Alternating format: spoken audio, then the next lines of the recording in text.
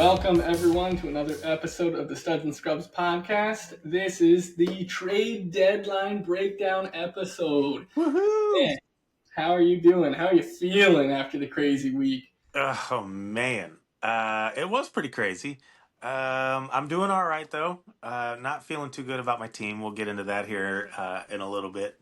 We'll get into that. We'll get Yeah, into that because I was going to shoot that towards you a little later on, but yeah. Well, I tell you what. I'll start off here. I'm telling you, I'm breaking a rule that I normally don't like to break. I got okay. my Red Wings hat on here, sporting that team, but my hoodie. I don't know if you can Oh my see. goodness. The great chase. Uh, it's not a Capitals hoodie. I just want you to know Well, he's got the Capitals behind him. it's an Ovechkin hoodie, and Yeah. that's an Ovechkin. Okay, Okay. yes, if the Capitals are advanced farther than the Red Wings, I do root for them, but always a Red Wings fan. So I love the hoodie. Although, the way it stands today, the Caps have a pretty good chance of winning the East, yes, and the Red Wings have a pretty good chance of missing the playoffs. well, So I'll be rooting for the Caps. keep Do you going for your remember? backup team. I can't remember what the thing was. All-Star game when we went in Columbus. I Yep. feel like I was going to wear maybe Ovechkin jersey and a Red Wings hat, but see, I was conflicted because I was like, I don't know, two Mm. teams, I can't do it. And then when we got in there and we were walking around, there was either a guy with a Caps jersey, Red Wings hat, or the opposite, like Red Wings jersey, Capitals hat. And I was It like, would have dang been it, I like should have done it. And I would have got my good picture taken picture. with him. That would have been, oh, for sure. Yeah, Those are the type of events. That's like the All-Star game, right? We talked about how it is a scrub. But, yeah, like, going there to all of this stuff is good. yes. Hey, by the way, did we say on the podcast, your idea, home run? I don't think we said it on the podcast. I don't think so, We but said it first, though. yeah. Elliot Friedman on 32 Thoughts said, you know what they should do is they should have like a meet and greet type of a thing. It might have even been a listener calling in, but he summarized it. He said, so basically like Comic-Con, except for the player. And they said, yes, just a convention. You can meet them. You can talk to them, sign autographs. Maybe you Yeah. play random games. Like Did he cite our podcast when he mentioned that? no citing. But then it was like, oh, instead of like play a scrimmage game with him, because somebody said that, he was like, yeah, but you don't want the guy who's like, I would have made the pros too. If Coach would have played me more, I would have been on the Red Wings. You don't want that guy around the pros taking a Right. Yeah. shot at someone, making a name for himself, taking out Larkin. Oh, But for sure. but other games like silly games like bag toss with cornhole or Oh, stuff like that. yeah. Like meet Okay. the pros, stand in line, get an autograph. You Yeah. win a raffle. You get to play a game of it's Ovechkin and Kucherov versus Stu and Nick doing Yeah. the cornhole. Something like that. Okay. Yeah, and you could even have those guys set it up to be like, I mean, because obviously everyone will want to play them, but set it up that it's like some sort of charity auction thing or whatever, and the Yeah. winner, it's, hey, Ovi, uh, you don't want to skate in the game, you want some rest, but you're going to play this game with these guys. Highest bidder, whatever, just call it $5,000. Someone bids that, they win a game to play with you, and that money gets donated to whatever charity you want, Ovi. Yeah. Do something Honestly, like stuff that. like that would be so good, and I think the players would buy in because it's like with the All-Star game where you get suspended if you don't go, right? So it's Right. like a loophole where it's like, okay, if you're hurt or you're whatever, you have a quote unquote obligation to like the fans came to see Crosby. They didn't come to see Michael Bunting. You know what I mean? Right. No Yeah. offense, Bunting, but it's like you're there for the superstars. It's kind of why I'm against the every team gets a rep.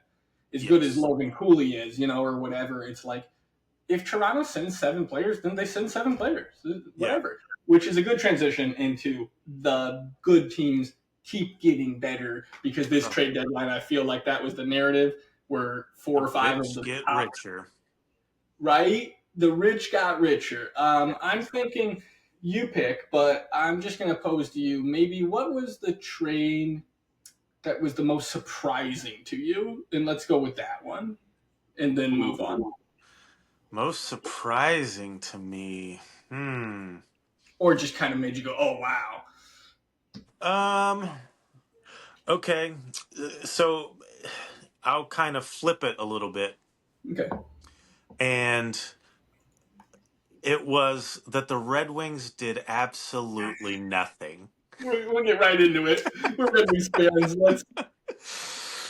So, I had been hearing some chatter about Rantanen, obviously getting moved. They were saying, oh, Dallas is out. Wings are now in. Dylan Cousins, even before the trade deadline, was like, Yeah, oh, Wings, Cousins. Wings might be interested. All these things. And the Red Wings didn't do anything. So I think that kind of surprised me. Not necessarily that Cousins got traded or Rantanen got traded again, but the fact that the Red Wings didn't make a move at all, other Right. than the one with Chicago, which was just kind of whatever. I can belabor that point in a little bit, but Yeah. I will say that I didn't really expect the Bruins to trade Marchand. I Yeah. don't know if that was Well, that's what I was fishing like for, kind to of be honest. known that like he was on the trade block or I don't think so, to be honest. What I've heard, kind of crash coursing through all of the other podcasts doing summaries and hmm following Twitter or X or whatever it's called. I've never been on X. I made one for this week and just followed Elliot Friedman and some of the other big yeah. newsbreaker people like Frank Saravelli and stuff like that. And that was fun because I'm just like actually getting the notifications. So it's like, ooh, Oh, ooh, ooh. So I'm becoming a crack addict like on Friday, checking it every 2 seconds. And that's kind of what I was fishing for when I was like, what surprised you the most? yeah. Because I wasn't sure if it'd be yours, but for me, Brad Marchand going to the Panthers was the biggest, like, whoa, okay, didn't expect that. And a big Yeah. name, right? Yeah. Just because what I've heard is that he wasn't interested in a trade going into the deadline. And I think that it was more of a, hey, I'm unsigned, but Mm, I've spent my whole career here. Huge part of the cup. I've always right. taken a little bit less money than I deserve. So did Bergeron. So Yeah. did, that's how the Bruins competed. They won one. They probably should have won three. Okay, fair enough. I don't know any details. Friedman was basically saying he doesn't think that the Bruins offered him less money than he makes right now, $6 million.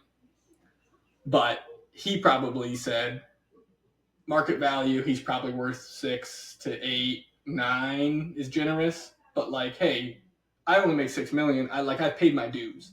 Yeah. So I want 8 million for, I don't know, 5 years and I'll retire. And apparently the numbers were really far apart. And Marchand was like, are you serious right now? So then he said,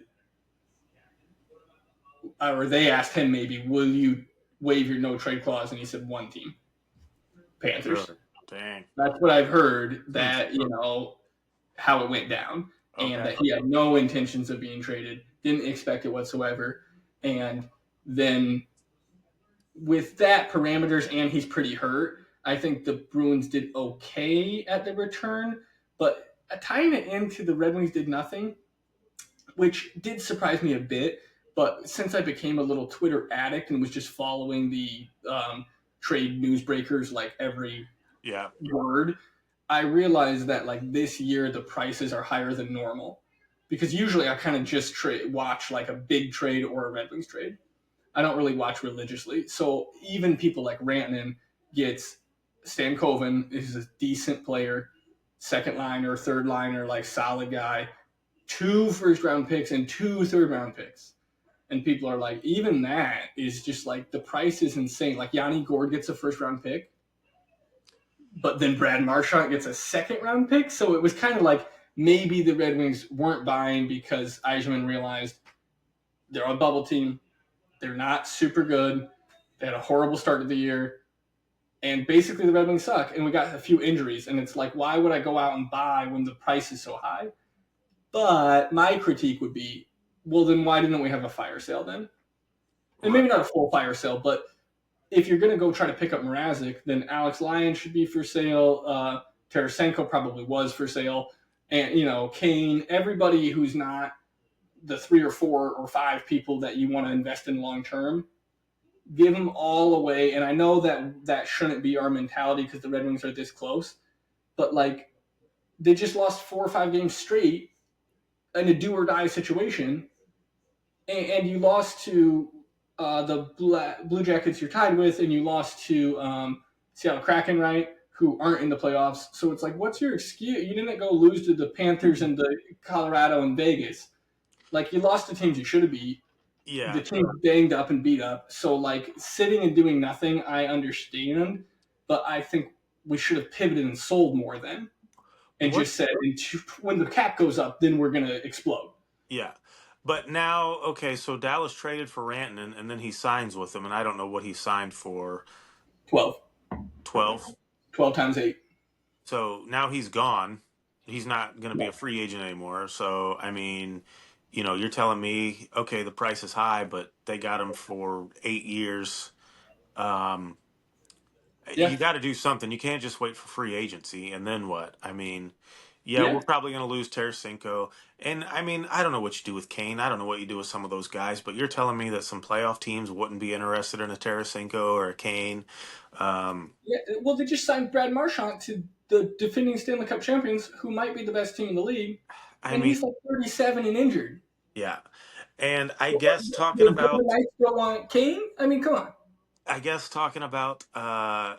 trade market value and stuff and it being higher. I did see this thing. Just I think it was in these things because there's a lot of chatter. Not a lot of Red Wings fans are happy with Steve Eisman right now, and Yeah. it is kind of interesting. And I won't say that I'm necessarily losing my patience, but it is just like, man, we got to do something. The last couple trade deadlines, we've stood pat, haven't made a move. Off season, we can't seem to sign a free agent worth anything to save our life. Um, and I don't know. So here's the thing. So we traded Jake Wallman Oh, this one hurts. a couple years ago, right? We had to tack on a second round draft pick to get rid of Yes. him. Got rid of him for free and gave a pick. And the Sharks just traded him to Edmonton and got a first round pick for him. So, I mean, I don't know. It's a It, hard one. And by the way, it's next year's draft that is apparently the loaded draft. So yes, Edmonton's draft will be number 28 or something yeah, or 25, but who cares? If you are the Sharks, who are horrible, you need that. yeah, Okay, well the Red Wings, good. I think good thing for Steve Eichmann that he didn't send away our picks, because the Red Wings obviously are not a contender. But to your point, should have sold something, because that's Waltman was an asset that we had, that we gave away for free, that yeah. somebody else turned into a first round pick in a loaded draft that's going to be like the Joe Thornton draft apparently. And Yeah. it's like there. And And I'll go back to the Dallas draft. So you're telling me the Red Wings wouldn't have given up, or I mean, I don't know. I don't know the behind the scenes working of how this works. And Yeah, is Carolina saying, "Well, Dallas has given us this. What's your offer?" yeah, Then do you play it's this chess game of Carolina really says, "Well, Dallas has given us 3 first round pick," and they're like, "Wow, we're out." And then it turns out it was only 2, or what? right. You're just trying to get more from the other team. But I mean, the Red Wings, we do have a lot of prospects already in the AHL. True. We couldn't have just given up a few picks and gotten, you know, our picks arguably are going to be better than Dallas's picks Right. as far as in the Right. order. Almost for sure. So, I mean, go out and make that move. I don't know, dude. It was just kind of disappointing because I had heard a couple names being linked to the Red Wings, and then for nothing to come about from it. And we trade for Mrazek, who has since January 1st, he has a 3-5-1 record, almost a 3.98 goals against average, and an 88 save percentage. Right. We traded Ville Husso to the Ducks for whatever, just to go get Mrazek. We have Cam Talbot and Alex Lyon. What are we gonna do with Mrazek? Anything? And who else was it? Craig Smith. What big whoop? We got rid of Joe Villano, another good young player. I'd almost just rather would have kept him. I'm not sure Yeah. what that move was about. I don't know what went Right. into that. Why? I don't know why we made it. No, that one is confusing to me a little bit. Like the way I saw it, I wasn't as cutthroat as most people, especially Red Yeah, Wings fans. Most people who aren't Red Wings fans, I don't think really even have us on the radar, to be honest, because the Red yeah, Wings aren't good. And so I feel like everyone has been kind of surprised the last few years that the Wings are better than maybe they thought, or they just didn't realize Raymond was so good and stuff like that. yeah. But like a team is not scary. There's no one who is a fan of the Oilers or Stars or Leafs who say, "Ah, what if we run into the Red Wings?" It's not on Yeah. their radar. And so to me, I look at it, and Craig Smith apparently has a higher offensive upside this season. Okay, but he is a lot older than Veleno. Veleno, to be fair, has not lived up to the hype and is not scoring for the Red Wings, but he's young, right? So it's Yeah. kind of like when your team's not good, you have to move some people, sure, but like, you know, if you could move someone like a Veleno, or maybe if he was healthy, you could move Cop. If you do Cop and 2 first-round picks, are you in contention for Rantanen? You know, because that's essentially what Dallas Maybe traded. not. And I don't know And how old now Rantanen is. Do you know how old he Rantanen's is? fairly young, but he's I think he's 27. But Okay. the But I mean, point being, well, I would take a Dylan Cousins. He's right, Cousins. 22. I feel like Physical maybe, guy. Come on. and I will say that Cousins would have been probably one of the best fits for the Red Wings, but his price was a little higher than I probably think. Maybe there's a chance that Eichmann and the Wings saw what was offered and said, "I don't know, where is his trade?" I actually did find a list, So he surprisingly. got, I think, was traded for Josh Norris and Norris, yep, someone else. And and uh, a pick, I believe. No, no, the other way around. So the Sabres got Josh Norris and Bernard Docker, who I don't okay, know that defenseman, but he's a never lower heard of him. 6'7" guy. Yeah, Yeah. and I don't know his age either. Maybe he's a prospect, but he's kind of a plug-in. Okay, well Dennis Gilbert is also sort of. It's kind of a swap, you Yeah. know. And so Dylan Cousin goes. What I don't get is Ottawa got Cousins and a pick, kind of like we were talking about with Wallman. They got Dylan Cousins for Josh Norris is basically the trade, right? That's basically the trade. But Boston gives Cousins and a second for Norris. Both teams swapped defensemen that are low in the totem pole. So it's like I don't really know how Senators pulled that off, but then you look at it and say, well, were the Wings not? Now, of course, we don't know. Maybe the Red Wings said 2 first picks and we'll pay you 14 million, and Rantanen said, no, screw that, you guys are horrible. And I don't, maybe, I don't know. yeah, Maybe he said, I "I don't want to know. go win. And I I'm do only going think to go to Yzerman, Panthers, Vegas, and yeah, Dallas." I do think Yzerman, just kind of looking at his track record as a GM, he doesn't really seem to play, or does maybe play hardball. Like it seems like he tells you what it is, and that's the way it's going to be. I know Jonathan Drouin, when he was in Tampa Bay, was trying to, whatever, and then there was the whole deal with like Stamkos and Yzerman Yeah, re-signing him in Tampa Bay. So it's, you know, is that hurting Yzerman being a little too, having that reputation of, all right, well, is he hard to work with just because he's, you know, doesn't too hard. yeah, Line. not real Well, flexible, kind of says Cam what the, Neely, right? Cam this is what it's Neely in going to be. Boston does it. Exactly. That's what I've heard, right? The Cam Neely with Swayman and now with Marchand is like, we will not budge. This is our number. Yeah, And for years, maybe that worked, and maybe that's why they were so good. But it's come to a point where it's like, all right, well, you just sold your whole team. yeah, You got Pasternak and Swayman, and that's it. And Swayman is below average at this point. Don't know what happened. yeah, Maybe he'll bounce back next year. And people keep saying, and McAvoy. McAvoy has played like crap all year. For Team USA, he was amazing.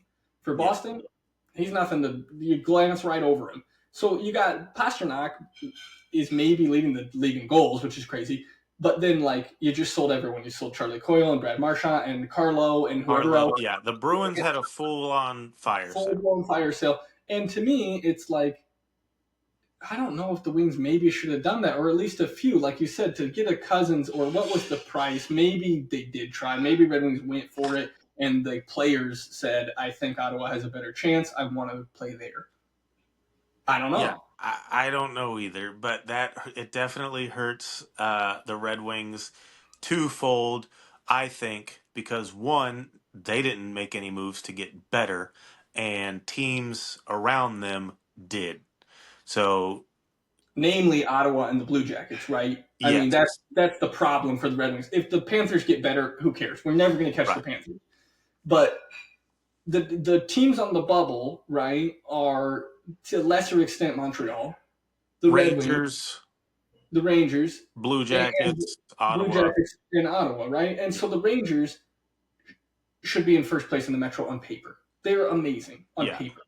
So they're kind of an outlier. So you're looking at the um, Buffalo's kind of fallen out a little bit, but Yeah. really they're there. But it's the Red Wings are still technically there, even though it doesn't look good. They are mathematically right there. So you got Red Wings, Blue Jackets in Ottawa, and the Wings take a nap, And Ottawa got and better. Ottawa gets way better, and the Yeah. Blue Jackets added one or two pieces. I can't think of who they got off the top of my head, but they added a couple people. Maybe it wasn't on Friday. Maybe it was just the week leading up. Okay.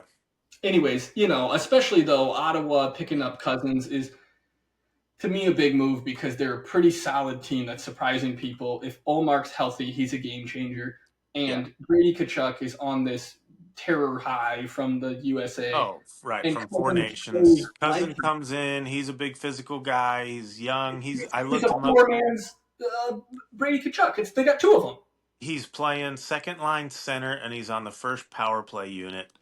I mean, if you trade for a guy like that, and maybe that's what Josh Norris was. I don't know where exactly he was in the lineup, but I mean, sometimes a fresh start is all a guy needs. Cousins is True. still going to put up. I think the last I looked, maybe 40 points, 40-ish points this year or whatever, which is a point every other game. Big physical guy. His first game in Ottawa, I think he had 9 hits. So 9 hits. they are clearly that's going to come in handy. I mean, that's a playoff mentality. Grind it out, physical. Plus, Kachuk's already there. Shabbat's already there. I mean, they're going to be a tough team to play against. Yes, they are. And Blue Jackets, by the way, got Luke Kunin as a center. I'm not sure who he is, to be honest with Okay. you. But he's 27 years old. He's only played a few seasons, but And the Blue Jackets, he's an they've been okay player. playing He's well enough. not They've a been point guard. playing well enough that it's like, all right, don't mess with the team chemistry. Yes. The Red Wings, after the coaching change, were playing great. Here, the last 4 or 5 games, not so much. And So I mean, maybe that's just kind of a show of the roster. That at the beginning of the year they played horrible. Then Todd comes in, and under McCullough they go on a heater, and then they stumble a little bit, but came right back. They're crushing it. They had two separate 7-game win streaks, right? And it's like, oh, okay, great, the Red Wings are good. And then I don't know, maybe right at the finish line they lose Kopp and Rasmussen, and suddenly they're the Blackhawks. Like if your team loses Cop and you can't make the playoffs, then you're not a playoff team. No offense to Cop, yeah, but if that is the difference, then it's like okay, right, you're not good. And their trade that they made to me is it doesn't. It's like they maybe planned. Maybe there was a trade to then make a second one because it was like okay, you got Mrazek, so now you're looking at next year. The goalies are Mrazek and Talbot then, right? With Mrazek as the starter, I would imagine. He played really, really good last year. He played crap this year. So it's like gosh, I don't then know. you got Alex I Lyon, mean, and then you got Kosa. So now it's like I'd say Jack scrap Campbell, them and get Costa up here. and you just got rid of Huso because you have 6 goalies. Yeah, scrap So them it's all. like, Get Kosa up here. I do know that was it. Cat. No, not Casper. Or who was the young guy that just got called up and then injured on his second shift? um, Mazier, Nazer, Mazer. Yeah, who by the way is born and raised in Jackson, Michigan. That's where my dad grew up. nice. Weird, but the poor So kid, 2 yeah, shifts and he's out. so okay, is some of this just bad luck? You got injuries kind of happen at the worst time and all that stuff. I mean, because there has to be some luck to it, right? A But little also bit. some moves. You look at Florida. Okay, Matty Kachuk goes down. You get Marchand. Luck. Now they can put Kachuk on long term IR, bring him back for the playoffs. Imagine that. Can you imagine They Sam Bennett with Marchand and yeah, Kachuk? they trade for Seth Jones earlier today. It was announced. I don't know if you saw it or not. Aaron Ekblad suspended for 20 games. Oh, yeah, right before we recorded, like a couple hours ago. Yeah, but oh well, we just so happened to trade for Seth Jones, so now we still have a D in place. At 20 least games. somebody There's who can play 18 20 games left in the season, so he's going to miss the rest of the regular season and then the first two playoff games. Yeah, Panthers will be fine. they'll be totally fine. And yes, okay, So is fair. that a little bit? You got to have a little bit of luck too, I A guess. little bit of luck because exactly, if the Wings lost Mo Sider for 20 games, just get your golf clubs out. We can't play. We're out. Yeah, And so it's like to be that good and to go pick up Seth Jones, whatever, 3 or 4 days before the deadline or whatever it was, which not to belabor that one too much, but we did gloss over it last time a little bit with the trade yeah, deadline approaching. But it was like that's a good move for the Panthers. I mentioned, I called him a 6 or 7 defenseman. I know I'm exaggerating. He's not a 6 defenseman, but with the Panthers being so good and Ekblad coming back from his suspension, it's like if he's your 2 or your 3 or your 4 on when he has a bad day, dude, your team is stacked. yeah, If he is the only defenseman you've got that's even a real true NHL defenseman, Blackhawks, you're in trouble. yeah, And then Spencer Knight, the Panthers don't need Spencer Knight. And they go get Vanacek, I right. think is a great move because a Vanacek is a worst case scenario. Bob breaks his leg in the playoffs, then Vanacek can stop the puck. Yeah, He's a proven veteran that he's like a Cam Talbot. If you need me, I can do the job. But I'm not the guy. Okay, Tampa Bay Lightning, Brian Elliott, best job in the NHL, getting a couple million. I think he got $2.5 million to sit on the bench and chew bubblegum and guy 2 cups. That is now Vanacek's job. Okay, so it's a win-win for Panthers, and I guess, hey, what the heck? The Chicago Blackhawks get a young goalie and they get a first-round pick. Leads into the luck you're talking about. Now they get someone suspended and they get their best player hurt. Probably their Barkov's their best player, yeah, but Matthews is one of their best players. He's out, and their best defenseman probably is out, unfazed, totally yeah, unfazed. And yes, winning the Atlantic is probably the Central and the Atlantic. Those are probably that is the most important thing in the regular season right now, because Lightning, Panthers, and Leafs, one of them's losing in round 1 because of the stupid format yeah. we had. Yeah, the format's terrible. I don't like it. I And wish we. it's isn't it right? It's going to be Colorado, Vegas, and Stars, and Jets, of course. I think are a little overrated, but they're in first place. It's Yeah, like 2 of the teams that are Stanley Cup contenders are going out in round 1. yeah, yeah. I do like the moves that the Jets traded for Tanev, I believe. Is that Yes, correct? they made a great move. I Tanev, like that move for that's right them. in front of me. They paid a second, straight up, just Tanev for a second. Yeah, I like that move for them. And their second round pick, that's going to be pick number 60. Yeah, they'll be Who fine. cares? Good In move. 2027, by the way. So, they just punt it way down the road, and it's Seattle Kraken. I guess they just are already in a rebuild, even though they're 2 I don't years know. old. They were definitely sellers, right? Because they traded Bjorkstrand and Yanni Gord to the Yeah, Lightning. and Brandon Tanev, and I feel like maybe they made one more. So they were sellers. It looked like. I like those moves for Tampa Bay. Um, Oh, and they got Isamont back. I feel like the Yanni Gord trade was an overpay, but I still like that the Lightning did it because they get yeah. Yanni Gord and Bjorkstrand and a 5th-round pick. Who cares? But it's like they're Who did trying they give to. up? They gave up Isamont, who was kind of like a what's his name, Paul. He's got 2 first names. Oh, okay, yeah. And kind of like Yanni Gord back when they first got him. He was a plug-in third line guy that was surprisingly good. Who's the other one they got? Can't think of it, but they've been super good, right, at getting at the right time, Yeah. whether it's the big rig Hmm.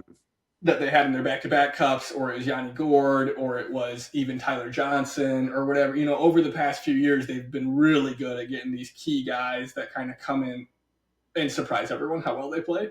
And Yeah. so I was surprised they gave up Asamant, but Ice I think is how you say it, and 2 first-round picks and a second.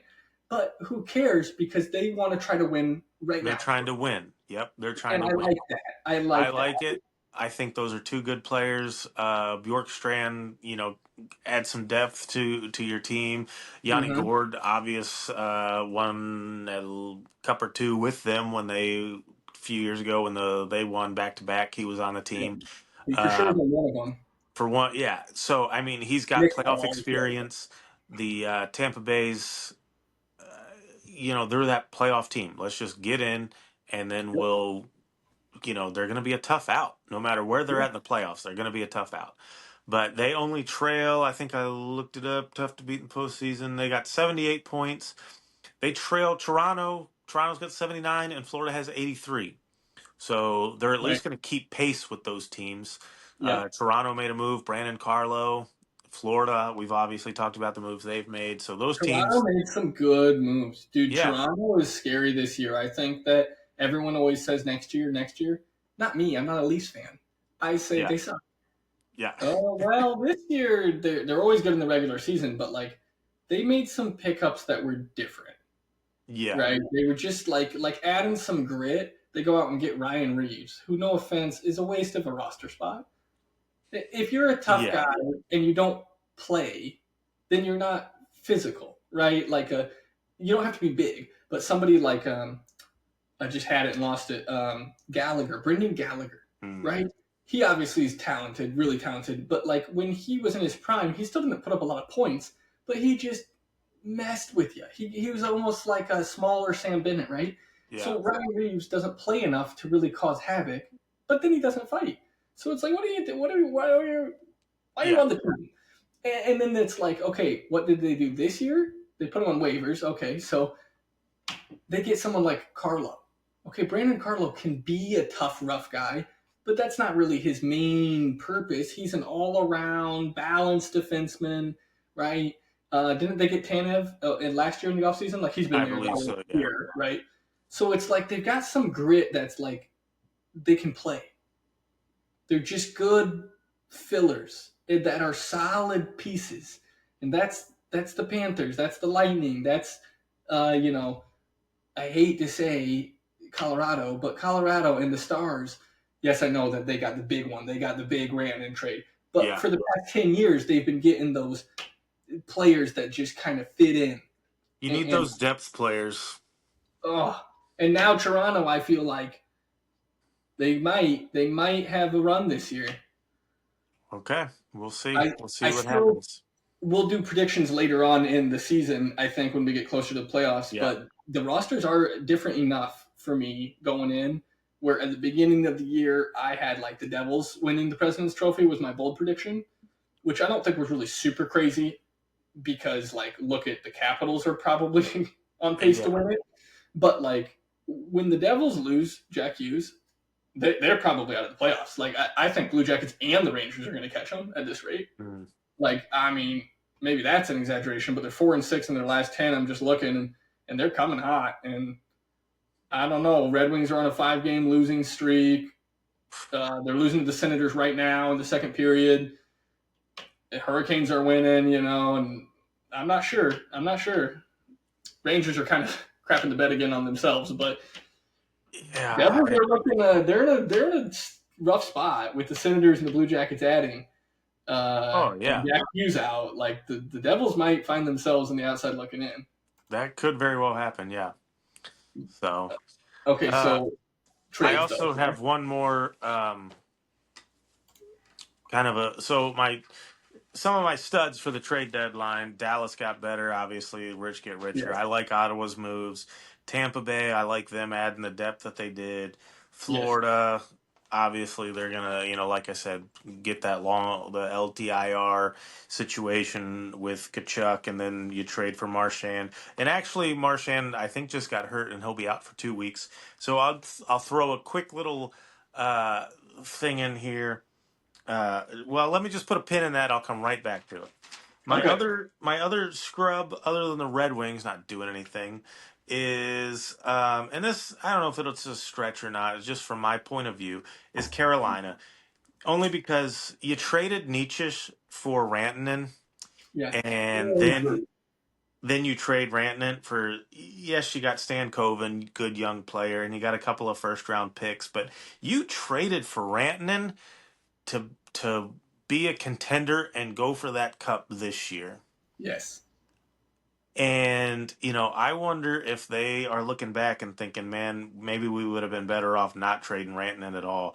You get those first round picks, but those are going to be late first round picks. You're talking a couple years maybe to develop some of those Yeah. young players, and maybe that was your plan, but I don't necessarily think Carolina's window is closing, or is closed. Now it seems like it might be closing a little bit, but the last few years, Carolina's been good.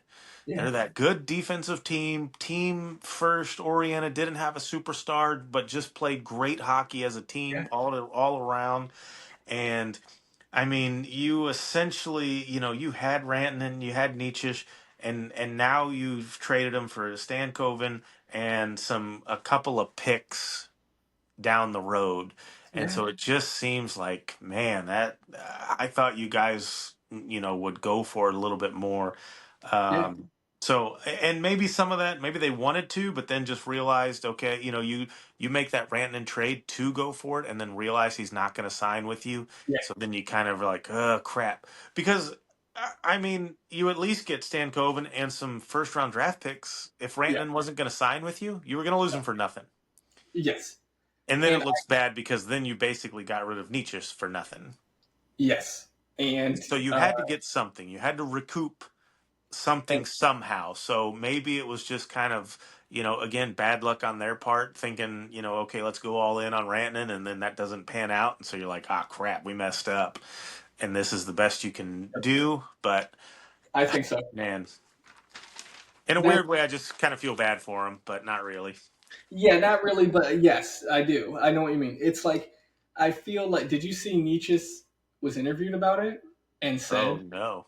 I think it was after a game in the locker room, basically about how Rantanen traded there, but he doesn't want to sign or something. And he's like, Mm, seems like they probably should have figured that out before they traded. And it just like, dang, that was blunt. But obviously, he just said what everyone's thinking is like, and maybe they did. I think that the Hurricanes assumed that they got him in a trade and they're going to offer him a lot of money. I heard that they offered him more, I think, than Dallas, like a little bit, 12 and a mhm. half or something like that. It Yeah. was a guess, but I think Friedman had done the math where it was like the math just works out where you're close to what Colorado originally offered, but you're over it, and that he would be, and he is, because of Dallas's contract, the highest paid winger in the NHL. So if they're Okay. looking at 12.5 million or so, then the Yeah. math comes out to be like 100 million. So from Carolina's point of view, they say, look, we traded away Nietzsche and a pick, right? What was it?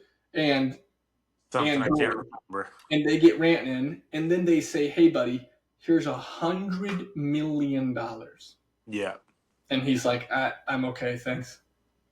What? Like, okay, maybe they never imagined he wouldn't sign, but no offense, we've said this before. Like, Carolina is a smaller market, and I know that the Hurricanes are a much better team than the Red Wings.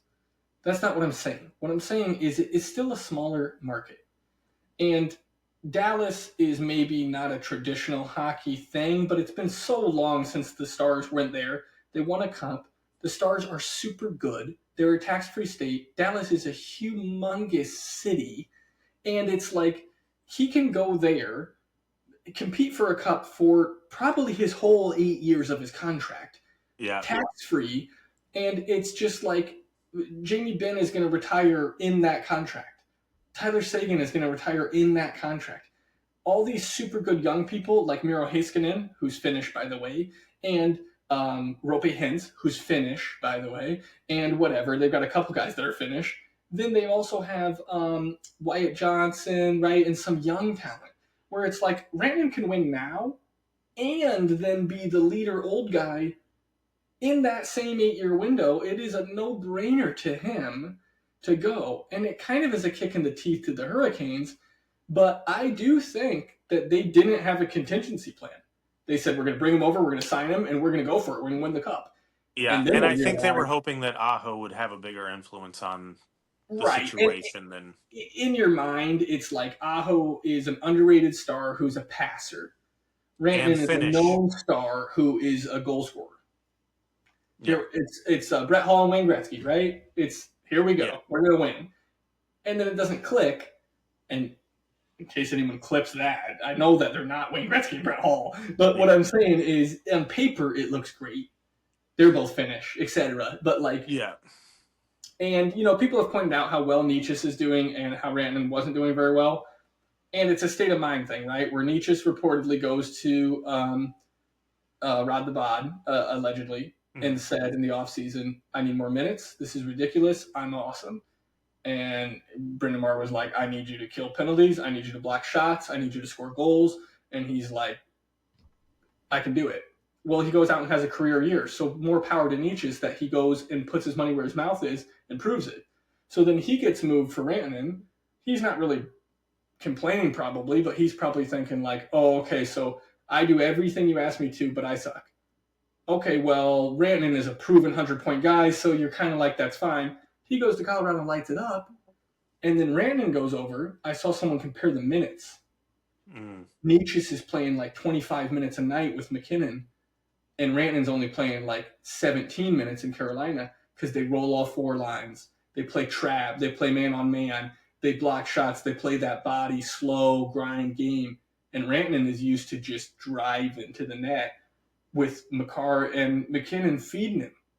Yeah, So it's like he's so messed up in his head that like I don't think he was ever going to sign in Carolina because it just wasn't his idea. He was forced into it. He right. wasn't Not his prepared for it. style. I mean, and Not his it's style. And no offense, how I started this long rant was, who the hell wants to move to Charlotte and live there and be an okay team that loses? right. I I could be an mean, I okay was team just that gonna loses in say, Dallas. so you can be Carolina or Dallas. Dallas, I feel like has more appeal. The no Yeah. tax thing, I think, is a big deal. And And yeah, I just I think Dallas has personally, more talented guys, they're a more way better star team. players. No pun intended there. Sorry, but more. I mean, Definitely intended. you're just playing with better players. They're a I better mean, team. They're a so better why team. wouldn't he? He's already got a cup, so he's Yes, not. which is a factor, I feel like. You Right? know, and Dallas is still a contender. Carolina would be a contender, but I think he would then have to be the guy. A Not hundred saying he percent. couldn't, but in Dallas, it can be spread around a little bit. Yep. Jason Robertson, Rupe Hintz, Miro Yes. Heiskanen. Jason Um, Robertson was one. yeah. So you have just, I don't know. I think it was probably him, and good for players that can go where they want to play, and um, I mean, but at the same time, it's like you're playing a game for a living. But I mean, if someone's willing to pay you that much money and you can get it, why not? No one's going to More, fault anybody. more We would power all to do you. the same thing if we were in that position. 100%. I'm sure if there So, was a time machine, Rannon would have accepted. Allegedly, the offer was 11.75 oh to stay in Colorado. He would have yeah, signed that if he had a time machine. yeah, He just stayed in Colorado. And if Carolina had a time machine, they probably would have never they taken the won't trade. trade. Yeah, they keep Nietzsche's. And the whole thing and all of it, I feel like the Avalanche win. I feel like the Stars win, Yes, and Carolina Carolina loses. loser. Yeah, And they tried their best to get some value out of it. Because when a player that good says, yeah, I'm not going to sign, you have to trade me today. Okay, then turning around a decent player in two number ones and two number threes, that's an okay return given the situation. But dude, Yanni Gord just got a first round pick. yeah, Okay, so like calm down. That was the price this year. yeah, You know what I mean? Like, so it's they gave away Josh Norris, who has never played a full season in his career because he's a band-aid. He's hurt all the time, to get a better player and a second round pick. Like, so the Hurricanes did okay given what was thrown at them, but they fumbled it. Like, they should have never traded unless they were 100%. Like, I want a handshake deal that you will sign this when you come over. And maybe Rantanen Like they said did yes. with Dallas. I mean, Rantanen. It Because with was Dallas, there was no guarantee, right? He it said, was if we trade for you, you're going to sign this, right? He could have yeah walked in and said, yeah "Whoa, I'm going to go win a cup. I'm going to win the Conn Smythe. And then I'm going to walk away and say, thanks for nothing, suckers, and go sign for $14 million." yeah But we had a verbal agreement. You're coming over long term. We want to make you part of the organization. This is not a rental. And he signed. So yeah clearly it could have been done. right He just didn't. I tweeted out. He straight up didn't want to live in Carolina. yeah Sorry. That's now. I'm old. I've got a family. I maybe would rather live in Raleigh. But if you're a young millionaire who's trying to win a Stanley Cup, you probably want to live in Dallas. Just saying.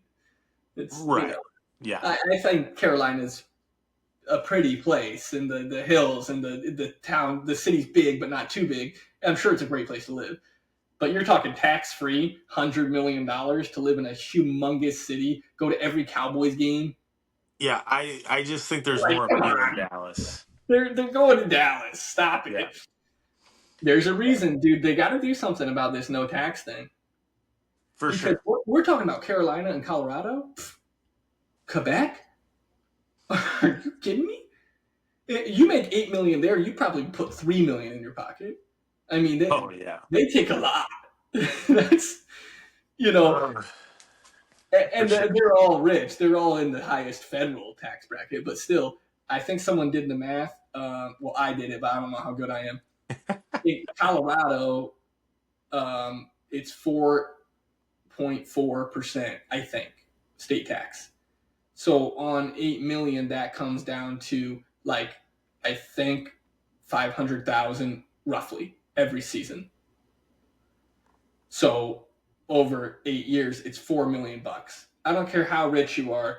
Playing in Colorado versus Dallas, he puts 4 million extra in his pocket by playing for a contender, a In another thousand state. in Yeah. another state. And it's like Colorado is dang good, and to be honest, they might have won the draft day. They made some good moves. I hate it. And they did both their goalies at the beginning of the year. I mean, they made some good moves this year. Yeah.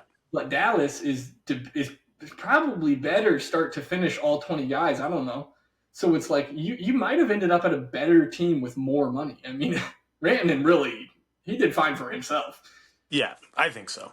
He'll be all right. He will be all So what do you got for this is my pen, I'll come back to it. I'll start us off. But as far as fantasy right. Yeah, ramifications, all these trades. where did I put my So phone? I got a watch list. um so man, okay. Yeah, I'm not sure I what it's just saw going to your look like fantasy. some of these, but By the way, not to interrupt, but Nick sends me this before we record. Oh, it's backwards. Nick and I are playing each other in fantasy. It's Monday night. I yeah, couldn't record yesterday. I've got negative points. Nick's I, winning with 0. yeah. So I will say this might not be like with the players and fantasy stuff, but like teams in our league. So I feel bad for Jace's team. He's third Mhm. in our league right now. By the way, Yeah, you're getting I stuck knew it on wasn't gonna. now. I It's knew it wasn't gonna last. Um, so Jace's team, he's in third place right now. He has Jack Hughes. Jack Hughes goes down. Not sure you have much of a chance losing a top 10 fantasy player right yeah. before the playoffs. Literally, we only have 1 week left, and I think I've messed up my cameras doing that. The Zoom. Oh. I It's can like still see you all right. wrong now. Yeah. Hello. Who's that guy in that Also, movie? Brad Marchand goes down. He's out for 2 weeks. I don't know who in our league has him, I can check that. but he's out for 2 weeks. This week is the last week, and then next week is the first week of playoffs. What a Isn't bad. Lee Chong Chase? Yes. Chase? Does he have Marchand? Yep. Oh, brutal. So he loses Jack Hughes, loses Marchand. For arguably the two most important. I mean, Yeah. I mean, because he's not going to get a bye week. I don't believe he would I need don't some major help, but I don't even know if it's mathematically possible for him to get a bye. only the first two, is it? Only the top two do, yes. But I don't think Okay. he has enough points. I think Aaron would have to lose. Second place would have to lose. Jace would have to win, and then like beat out the Aaron's team with number of points. Yes, he has to win. Aaron has And to then lose, and I have to lose. Actually, right? Yeah, because then there'd be a three-way tie for first, and then it'd go off of points. Because I'm 14-6, Aaron's 14-6, and Jace is 13-7. So Jace has to right, win. We both have to lose, and then no, the because you could tiebreaker. still be first. Aaron would have to lose. Jace could win and just jump to the second seed Ah, and get yeah, a bye. But I think he would have to score mega points though. probably because it looks like he's behind him by 120, and Yeah, that's the so same that's situation with virtually impossible. virtually. That's the same situation with Leah getting into the playoffs. She has to win, other people have to lose, and she has to make up 160 points. It's almost impossible. And the problem is, Weekend at Bettman's and Bender City Pigeons are playing each other this week, and I So think they're somebody wins yes. because you're in that tie also, right? Not to I derail our fantasy, but I this is the am, fantasy and tie. I have not clinched a playoff spot, but I essentially have clinched Almost. because Yep. even if I lose 5 or 6 Weekend at Bettman's or Bender City, one of them is going to lose, and I Yeah. have more points than them. I got the second most points in the league, Right. So at barely 500. if you lose, Leah wins. One of those guys has to lose because they're playing each other. So then Correct, there's a three-way tie for sixth place, and and I got you the by points. far have the most points. Yeah. Yep. So I think that you're in basically no matter what, unless we're missing something. And then Leah is almost certainly out unless some sort of miracle happens, Yeah. which is So crazy though because you're all tied for fourth place. Like it is so close yeah, considering, which is the East Coast, and I right? love it. The Red Wings basically just quit and threw in the towel, and they still could make the playoffs. Yeah, yeah. So this we'll maybe have a whole nother episode just on this, but it does bring me to changing something for next year, and that is the trade deadline in our league. Okay. Because it was a week or two ago, and Yeah. so I kind of like it being with like 3 or 4 weeks to go, like, hey, you got to decide, are you all in or all Yeah. out at that point? But also, it comes down to like the last week, and we could still have 4 or 5 teams that are all fighting for 2 playoff Yeah. spots. Um, but I just don't want teams just to. I mean, but maybe I do. Maybe I want them to be an all-out seller at the deadline. I mean, but by now so it kind of takes away that. Okay, I got 3 weeks left and I'm on the bubble. Do I make a big move to try and get in the playoffs? Yeah, that's true. This week is like you can mathematically figure out So then it would be teams that are already out. And I mean, I guess selling that could have happened 2 or 3 weeks ago too.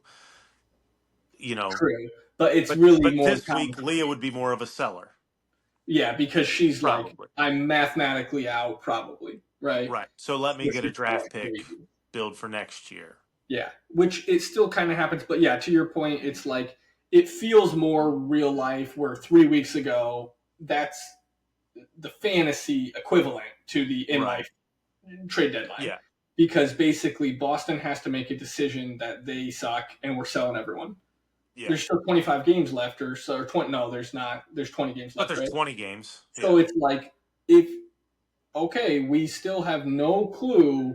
The East, especially Yeah. Red Wings, Ottawa, Blue Jackets, even technically Montreal and Philadelphia and Boston. It's like anyone could be in the playoffs. Okay, well, Boston basically quit, right? They pretty much said not this year, and so it's like in fantasy, we have that same kind of setup with doing it a few weeks early, of course, because your playoffs end before the real life playoffs.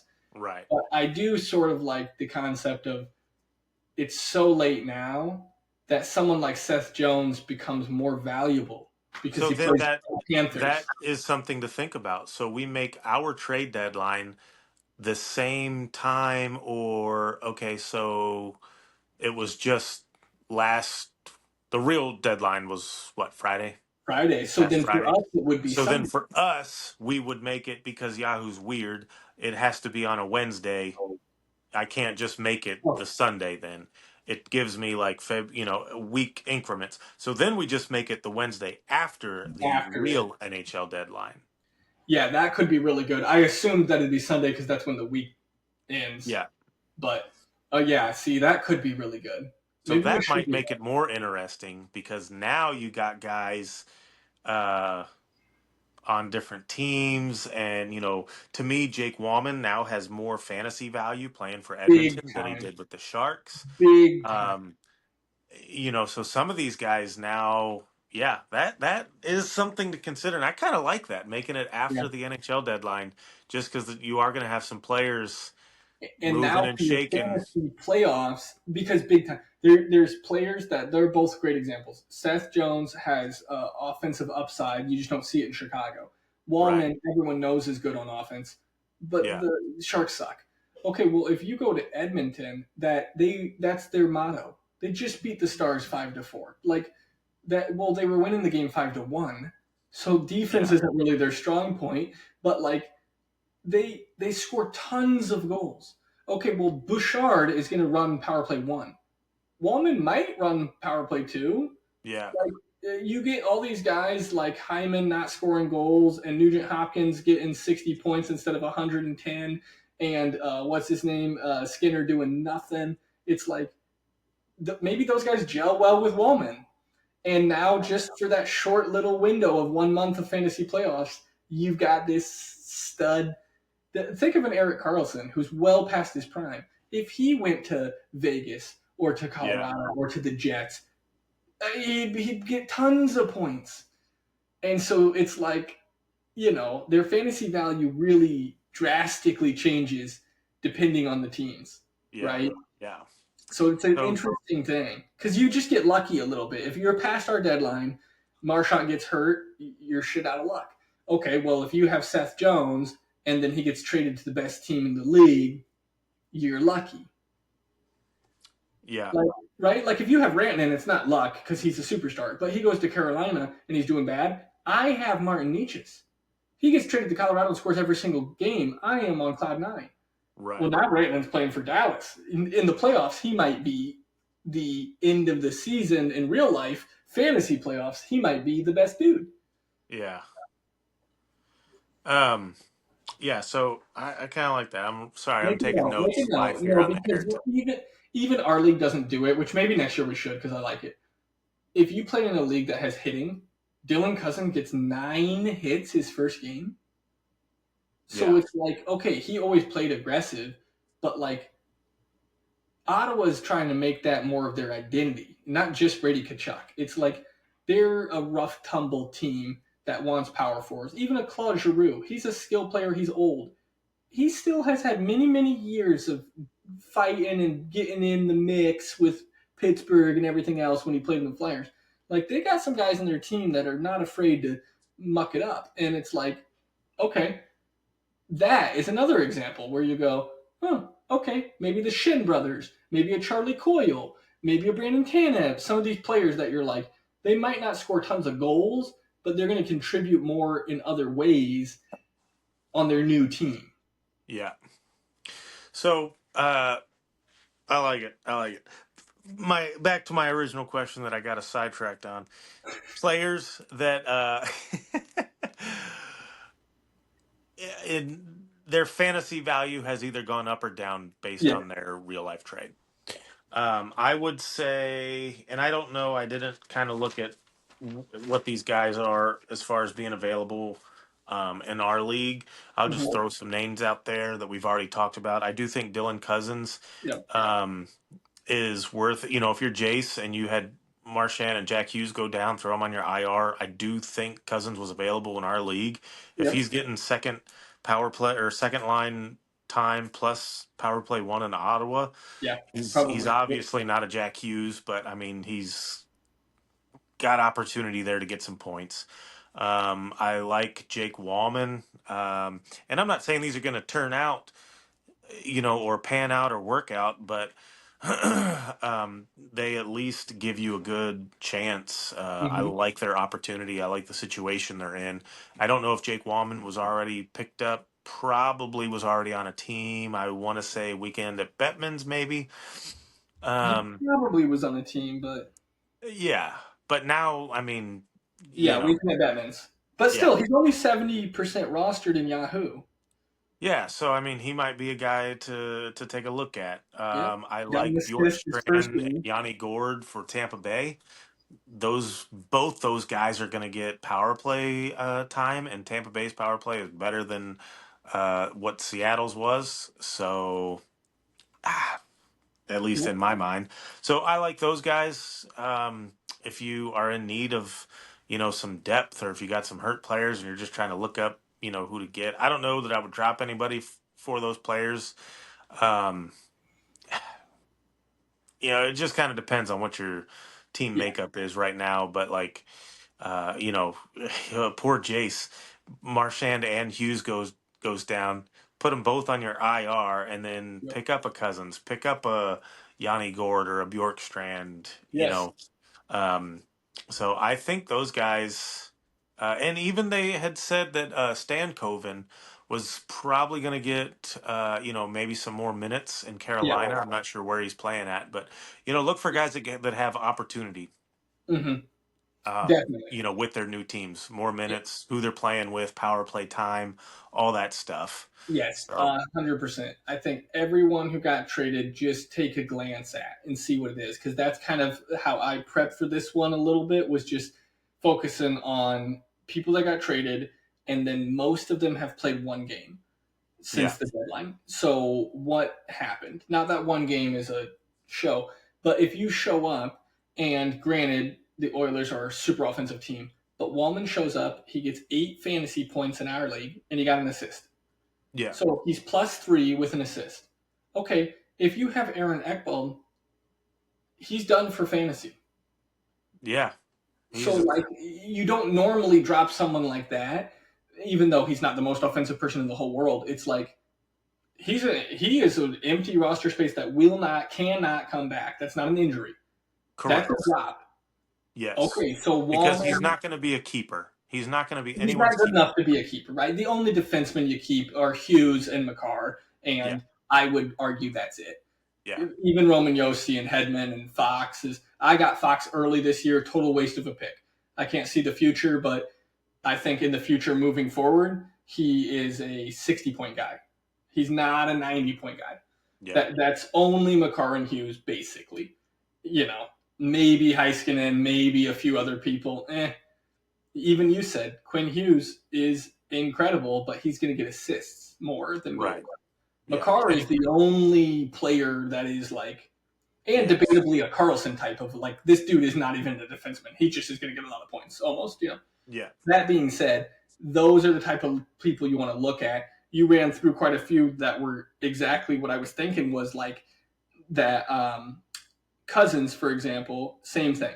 He goes over, he's played one game, he has one assist, and he got 9 hits. Okay, our league doesn't do hits, so if your league does hits, he would have been even better. Right now, yeah, he's playing the Red Wings, they're up 1-0, and he's invisible in the score sheet. But I bet you he has hits. It just, our app doesn't show hits because we don't have it in our league right now. right. So it's like, follow any of those people and see. I had one that I was going to highlight specifically for the same thing you said, like Stan Coven. He's probably just going to play more minutes because he's in Carolina and Rantanen's gone. So Right. like, now they have no Drury, no Niches, and no Rantanen. Okay, well, he's played one game. He scored one goal against Winnipeg. They beat Winnipeg 4-2. He had 5 fantasy points, 2 shots on goal on the power play goal. Okay, he's only rostered in 27% of the NHL. Mm, I yeah. hate to use my guy I always pick on. I don't even have him here, but I just happened to see it today. Jake DeBrusk is in. He's Mm, rostered in like 65% of leagues. Drop Jake DeBrusk and go get Stankoven. What are you doing? Like the Canucks are on fire. I don't even want Elias Pettersson. He probably gives you negative points. We just talked about that last week. Like, some of these guys that got traded, you can also think of how are they going to help the other people, right? So that's a lot of what's fun with fantasy. You can overthink yourself to death, but like if you think, oh, okay, Yanni Gord or Bjorkstrand, okay, well, they're in the news. Everyone knows about them. They might run out there and grab them. Good pickup. That's a solid idea. Well, if you've got somebody hurt, then you might have to say, well, who plays around them or who plays on that power play, right? And I just had it and I turned it off, of course. Okay, well, they lost Iceman. So what happens is Yanni Gord now gets paired with Nick Paul. Nick Paul's had tons of goals this year. So maybe you go pick up Nick Paul because everyone else is going out and getting Bjorkstrand. Right. Yeah. So Braden Point is already rostered by everyone. Cirelli is probably rostered by everyone. So you can go get who are they playing with. Right. You know?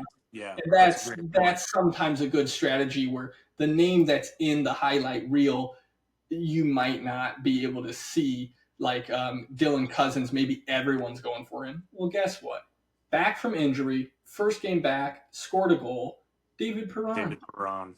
He's on the line with Batherson and Cousins. Maybe you go get Perron because Perron's probably going to take more penalties, but you know he's decent with his points. You know, so. Yeah. And for sure on the power play. He's a good power play guy, David Yes, Perron. and I think that he's on number 2 for them. Maybe he's not. Yeah, he's on number 2, which is, by the way, Shabbat, Zutterland, Gregg, and Claude Giroux. So, like, Zutterland was another move the Senators made. Yeah, the Senators made some good moves. Yeah. So I don't know who was there before Zetterlund. Maybe Shane Pinto, maybe. Not sure who would have been there before. Line 1 power plays: Kachuk, Stutzel, Cousins, Sanderson, and Batherson. They're pretty good power play. Yeah, they're and with Olmark and Nat, who is every basically day proving that he was better than Swayman and you made a mistake. Yeah. And Sanderson is a good young player. I mean, put on a show at Four Nations. So I mean, yeah. I forgot Nick Cousins is hurt. I mean, yeah. You don't want to play mean with these guys. Yeah. Dude, even Olmark, he's a goalie, but it's like, dude, if we get into a brawl, he's like 6'5". You don't. You know.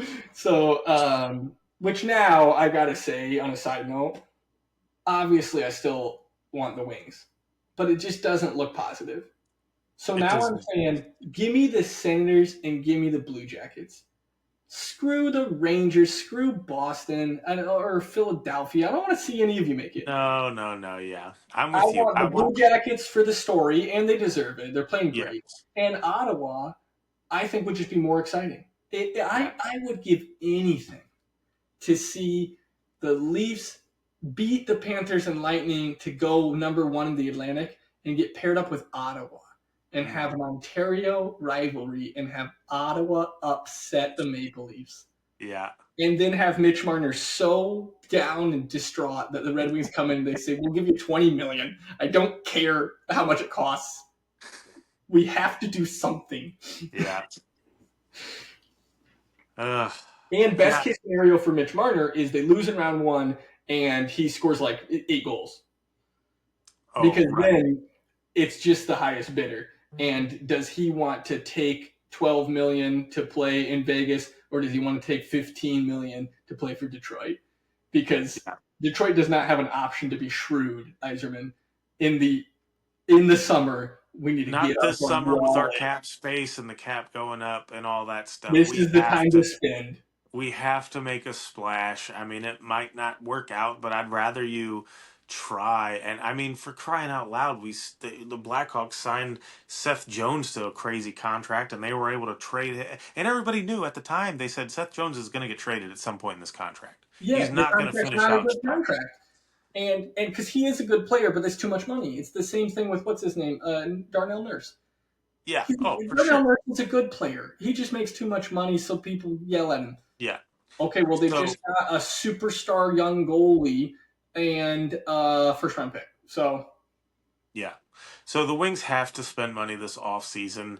Uh, I mean, if they don't, if they don't, it's gonna get there's gonna be a lot more chatter about Steve Eiserman's job just And from all I the might start fans to and get on it everywhere. if And I mean, I was looking earlier. They had a, and I can't remember all the roster moves, but Eiserman, when he took over, and now year six. I mean, if you look at the roster when he took over compared to what it is now, we yeah, have improved, definitely. but it's been terrible. I'm not a all Detroit City sports fan, but there was something else that I saw, and I don't know names and whatever, but like the Tigers got some new management, new manager, GM, whatever it was, I don't know. They Yeah, turned that team around in a couple years. The Lions got turned around in a couple years. yeah, The Pistons got turned around, made the playoffs in a shorter amount of time than what Eiserman's had with the Red Wings.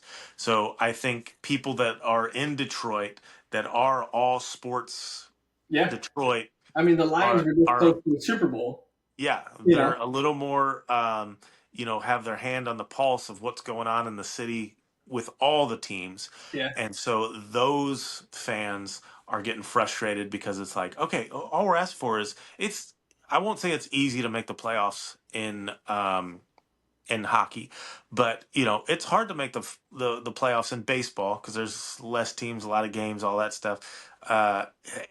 You know, Pistons, okay.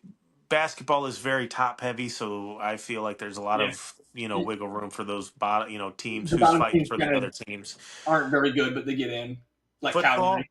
yeah, I mean football. It's more than just the Lions being a playoff team. They've been talked about as a legit Super Bowl contender here lately, Yeah, and so for the Red Wings, and maybe it's a little different because of the format being how it is, and I don't know. I didn't plug these numbers in, but if they went back to the old format, 1 through 8, how does it shake out then? Probably not much different because you're yeah. going off of all the points. Um, but I mean, you're telling me we haven't been able to be a playoff team in the last 6 years? Mhm. Just a playoff team, not And when a you got contender, not a serious threat, just but in, just in. and there's been 3 years counting this one where they should have made it. This Yeah, year it's still maybe, but doesn't look good. Last year should have made it. It was a technicality, but hey, maybe you shouldn't have lost 11 games in a row in yeah, January. yeah, That's why you didn't make the playoffs. This year, you didn't win like a single game until Christmas. So that's why you're not in the playoffs. yeah. And to be honest, the only reason the Red Wings are still in a race is because all the other teams suck too. Yes, Boston and which I think has Montreal changed. and Ottawa, Has right? changed after the draft or the trade deadline. Big time. Teams getting better. Uh, Ottawa's noticeably better, and the Blue Jackets made one or two moves. I just had them. I forgot that made them a little deeper. Okay, well, the gap's getting bigger now. You went the wrong yeah, way. Buffalo probably got a tiny bit worse, but they're too far out. It's almost impossible for them to come up. So it's yeah. like the Wings sitting on their hands this year is just hard as a fan, like you're saying, It's a because step it's like back. If yeah, The Red Wings not making a move is a step back. yes, it's like that saying, right? If you're in a river, right, or whatever, like if you're not moving forward, you move backwards because Yeah, the other people move forward. the other people have passed you. So now what are you doing here? So it is frustrating where it's like I saw that coming into the long term, meaning the next 3 years, the Wings are in a super good position financially to Yes. spend money to get good the old way. The reason the Wings were good before the salary cap is because the Illiches said, no problem. We'll buy Shanahan, we'll buy Hasek. We're just the best team. Yeah. Okay, well, so did the Stars, the Avalanche, and the Devils. So it just became a league of like no one could beat us. The four teams are the best teams. They won all the cups Yeah. because they were the best. That's fine. But in this time, it's like this year you had a chance and you played a team that you're tied with back to back and you lost. That's what happened 2 years ago. And one Yeah. year ago, you lose on a technicality that really, like, you should have never been in that situation. So it's like now you've had 3 years in a row where you should have made the playoffs 3 years in a row. That's the LA Kings. The LA Kings are a decent, solid team that made the playoffs, and they only lost because they had to play Edmonton. If the Right. Wings made the playoffs and they lost to the Panthers and to the Rangers and to the Leafs, then everyone would say, hey, you know what? We're getting better. But losing those 3 years, I'll count this one, in this heartbreak, deflated balloon way is like sucks. It just sucks. Yeah. And you're not getting better, you're getting worse because you're stagnant. Right. Yeah. So it's a bummer as a fan. I do hope that the game plan is, because if that's the game plan, if Eiserman's camp is like, yeah, I didn't do anything on purpose because this offseason we're going to try to write big checks, and then with the cap going up, we're going to get rid of Comfer, we're going to get rid of Tarasenko, we're going to get rid of Kane, we're going to get rid of Talbot, we're going to get rid of Lyon, and in 2027 we're going to start spending money, and by 2029 we're going to be amazing. Okay, if that is the plan, then that's fine, but I feel like that has not been the plan since the beginning. I feel like that is now you have to pivot because you fumbled. Right. And write some check. I mean, I'm not saying you got to spend it all on one player, but go out and make some moves, sign a couple of big name free agents. I don't know who are free agents this year. I know Mitch Marner's the big one. Yeah, Rantanen was the big one. Now he's locked up, but those are the you two know, big ones. go out and sign a couple of guys, even if it's just a 4 or 5 year deal. And I don't know what, some players might want longer term. They'll take less money for longer term, or they want shorter term, more money. Okay, so what? Go pay Mitch Marner 14, 15 mil for 4 years or whatever. I mean, just we got to do something. We're not. All these other teams are making moves. They're able to make these moves. Do something. We can't just sit still. We're not It's getting better. Brock Besser is the other big name left. I I'm with don't know. you. I'm with that. I like that reaction because everyone's all over him, and I'm kind of like, he's solid. He's better than Yeah. most people on the Red Wings, but he ain't Mitch Right. Marner. Right. It's Go out and I mean the Ottawa would never do this now, especially after Nikolai the Four Ehlers. Nations. Did Nikolai Ehlers sign an extension? Is Because he that would be. I don't think he signed one this year, did he? okay? And John Tavares, who is 40. So I mean, Right. Yeah. We don't need him. actually, no, he's only 34. I thought he was older. Wow. But still, it's Marner, Besser, and what? Who did I just say? That's it. Right. Marner and Besser are the two big dogs because So it's kind of a tough. It's going to be a tough off season to get. Everyone's going to be going after Marner. yes. Okay, So so my thing is the Red Wings don't have a lot to offer other than like, hey, we will be good down the road if you sign because we have to have a superstar. yeah. Raymond probably will be a superstar. Mo Sider probably will be a superstar. Larkin is sort of an underrated Aho type of a star. Yeah. Okay, Kosa maybe will be a superstar. You need a right now. You need a Pasternak. You need a Marner. You need a Kirill Kaprizov. The Red Yeah. Wings do not have a superstar. And I know Ottawa obviously traded to get better now, and so there was some talk of trading Brady Kachuk around the Four Nations or before or whatever. But I Yeah. think his stock went through the roof after Four Nations. But I Yep. mean, kick the tires on that, Steve. See what does Ottawa want? There's really only 3 or 4 guys on our team that are off limits, right? Yeah. Larkin, Sider, Raymond. Throw him a couple draft picks. Throw him whatever. Let's get Brady Kachuk. Let's sign Mitch Marner. Are you kidding me? If we did that in the offseason, Right. I'd be stoked. Oh yeah. I don't know if here's what I think part of the problem is with the Red Wings Imagine is that. that Larkin, oh Chuck, and Marner. yeah, I think part of the problem is because we saw this with like Tyler Bertuzzi and Larkin and Raymond and Sy, like all these deals. It was almost like an unwritten rule, like Larkin had to be the highest paid player on the team. Yes. Yes. And I think if you got a Brady Kachuk or a Mitch Marner, both of them would probably want to get paid more than Larkin. They say, I don't care, I'm better than him, I'll get more, whatever. So where I don't know where the line is, where the hardball thing is, is that something that bothers Dylan Larkin? Did he get what he want? I don't know what all Right. uh, some of that stuff goes into because right, wasn't that part of the Larkin? He was kind of upset when they got rid of Bertuzzi. He signed or something, and then like shortly after they Yeah, there was definitely something with they didn't like Bertuzzi, Bertuzzi wanted to get more money, but they had just signed. but they had just signed I Larkin. forget what the timeline was, but yeah, Yeah, because Larkin's remained unsigned for a really long time. That was hard negotiation, and he yeah, has a great contract. He doesn't make very much money. He's yeah, worth probably 10 or 11, and yeah, he only makes 8.5, I think. So it's like and yes, somewhere Marner. in there, Marner will somebody will pay Marner the Draisaitl contract. 14, He will make whatever. 14 million Yeah, because Rantanen just became the number one winger. So Panarin makes 11, Rantanen makes 12. Marner's next in line, and Marner has gotten votes for the Selke Trophy. Like I know mm, he's little and he's not tough and he doesn't perform in the playoffs. Dude, we yeah, just saw him in the Four Nations get an assist on the game-winning goal and play really well, and scored the overtime game winner against Sweden in game one. Okay, well, it turns out if they lost that game in overtime, they might not have even gone to the final. Like, yeah, because then what if Sweden would have gone? I think maybe Sweden beat USA in regulation and they beat Canada in overtime.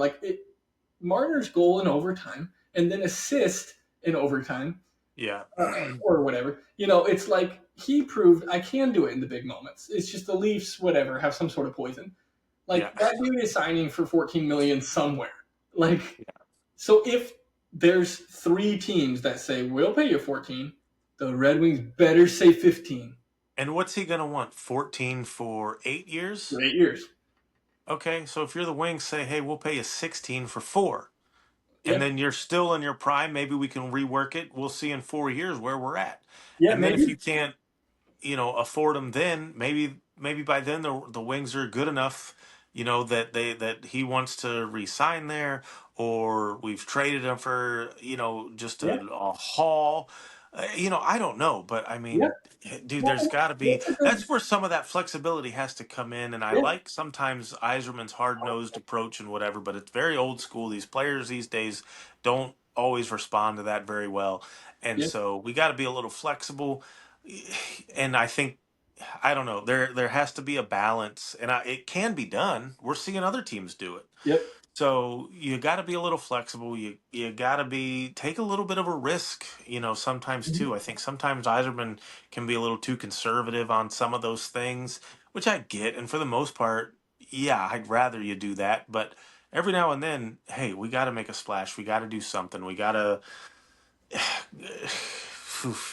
I Yes, mean, I that's what agree. when he was playing, that's what they did.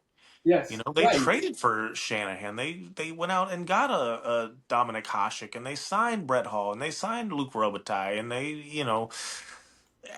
they Yeah. were making moves, and not all those moves worked out. Obviously, I remember when they traded for Robert Lang or David Legwand or Daniel Alfredson or Mike True. Modano, Like Darian Hatcher. Larry Hatcher. Some Yep. of those moves didn't work out, but guess what? We were still making them. We still knew that we were going to be at least in the hunt and trying. And, that's, I don't know. I think that's what the fans want. The fan base is dying for playoff hockey again. And, that was, you know, late 90s, all through the 2000s, the Red Wings were the best team in Detroit. I know the Tigers Yep. went to a couple of World Series there, but the Pistons, I guess, won a championship. But the Lions were terrible. The Pistons won that one and then kind of were whatever off the map again. The Tigers were always hit or miss. Baseball's so hard to get to the playoffs and win, and teams are just spinning because there's no cap in baseball. But the Red Wings were that consistent. Hey, we've made the playoffs 25 years in a row, and we're cup contenders. We've been there. We're winning cups, and they haven't been to the playoffs since what? And 6, 7, 8 years already. And so it's. it's just getting old and it's getting frustrating. That's not what Red Wings fans are used to. Dude, also just to back up kind of what you're saying, imagine you did something crazy, right? Where they say Mitch Marner, 13 and a half for 8 years. And you come in and you say, I'll give you 16 for 4. Okay, so the math's not perfect, but I'm clicking on who's a free agent on years. So when Mm, 2030 is a big year, you're okay. saying, okay, Marner, you're still in your prime. Sign with us again. Okay, maybe by that point the Red Wings are pretty good and he wants to stay. Or maybe he wants to go somewhere else. Okay, well now he's young enough to flip, right? Okay, well you're not looking for picks, you're looking for win now in this scenario. Okay, in 2030, unrestricted free agents, Barkov, Matthew Tkachuk, Braden Point, Philip Forsberg, Wyatt Johnson, Jack Hughes, Nick Suzuki, Tage Thompson, like Oh Matt man. Boldy. There are tons and tons and tons of people, Joey Decord, like who are coming up in the next 4 to 5 years. We're in that scenario Yeah. instead of just everyone doing the max term and then arguing over this person offered me 12 and this person offered me 12.25. Dude, I will give you way more money for a shirt term and gamble on it. And Yeah. if it falls apart in your face, whatever, because then you just go on the last year of his term. Hey, are you going to sign with us? We'll do another short one. Now we'll do a 3 year, a Patrick Kane deal. Okay. And they say, no, I'm not interested. I want to go somewhere else. I want to test my money, or the Wings suck. I want to win a cup somewhere else, or I want a tax free state. Yeah. Okay, then we're doing the Rantanen thing. Now we're going to trade you for Nietzsche's, right? That's the type of scenario. And so Yeah. you gotta think more options because there has to be something. In 2028, Austin Matthews is done. Zach Werenski is done. Vasilevsky is done. Ooh, I Like, would love it if Zach Werenski came to the Wings. right? So you're thinking, okay, we got superstar offensive power. Well, maybe Yeah. somehow the Wings get Marner, and then over the next 2, 3, 4 years, they get really good. If they're scoring lots of goals, but they're weak on defense, maybe they get a Zach Werenski. Maybe an old Dougie Hamilton's now available. So now you got a 40-year-old Dougie Hamilton with Werenski and Sider, and you're Yeah. going, okay, well, we gave up Marner, but maybe we got a 39-year-old Dougie Hamilton in a first-round pick. You know, that's the type of thing where you can get a superstar and then still get assets down the road. You Yeah. never know. And it's just like you're saying, you got to be more flexible because if Eiserman's camp comes in with like, we really want you here, you can come and you can work underneath Patrick Kane and we'll pay you the same amount of money that Vegas will pay you. He's not even going to pick up the phone. Yeah. He could just stay in the Leafs then. You have to sweeten the pot somehow. So Because the Wings here's what. aren't good. So why would Yeah. he sign here? Yeah. And so, I mean, I hate to wait another 3, 4, 5 years down the road because we've already been waiting. But it's one of those things. It's like, okay, in another 2, 3, 4 years, imagine what our prospects now that we have. Yes. Where they're going to be. And also, I don't. Players probably wouldn't go for this. The NHL Players Union probably wouldn't go for this. People want guaranteed money. They want these contracts that they can sign and just get the what. Yeah. But think outside the box. Can we not load this with, hey, Marner, we're going to pay you the 14, but we have a bank vault full of incentives in your contract Right. Right. for however many, How many throw points? some crazy number out there. If you get 75 assists this year, boom, it's another 5 million. Yeah. Or if we make it to the second round of the playoffs, it's another 2 million. If we win, and players already do this. Yes. Um, There's bonuses. Patrick Kane has, if I play 10 games, I get an extra $1 million. If Yeah. we make it to the, I mean, Yeah, Dominic exactly. Hasek had it in his contract. If we win the Stanley Cup, it's another $1 million. If I win the Conn Smythe, it's another $1 million. If Right. I I make was just this, gonna say, okay, Mitch Marner, you're the guy. so You're that good. Okay, but if you I'm win saying if 100 you if points, you pay him the 14 or whatever, if the number is the same base pay as these other yeah, teams, then you just throw everything at these incentives. It's not $1 million. It's another $5 million yeah, if we right. win the Stanley Cup or If something. you I it's mean, crazy, right? Exactly. Where it's like those gambling odds where you yeah, go, if you get 100 points, you get 2 million extra. If we make the Right. playoffs, you get 1 million extra. If we win the cup, you get 5 million extra. If you win the Conn Smythe, you get 5 million extra. And there's a Yeah. situation where Mr. Illich is writing a check for $30 million, Yeah. but it's a small situation. That is enough And who potential. cares? The money you're going to make off of winning the Stanley Cup, you would pay his $30 million for that. And no offense, but you're worth like $6 billion for selling $5 pizzas. So Yeah. write a check. But it's like, you know who else is available, by the way? 2025, this July, Mitch Marner's the big name. Brock Besser's smaller name. 2026, Kirill Kaprizov. Yeah. Dude, that dude is so under the radar good. Now you're in a unicorn scenario where forget Rantanen, forget Elias Pettersson. Yeah. Larkin with Kaprizov on the left, Marner on the right. Yeah. And you're talking two like steady 100-point players with one of the best two-way centers in the league. Okay, now all of a sudden the Wings. Okay, Kosa turns out he is Vasilevsky. Okay, now Mo Sider has proven he is one of the top defensemen in the league, shutdown D. And then Raymond is like your third best winger. Yeah. Okay. Well, now you're looking at those type of players like what's his name in Tampa, plays with Point and Kucherov, Gensel. Those type of players that are very, very good, but they're not Kucherov, right? Gensel is underrated, but he ain't Kucherov. Yeah. Now the Wings can compete for those type of people.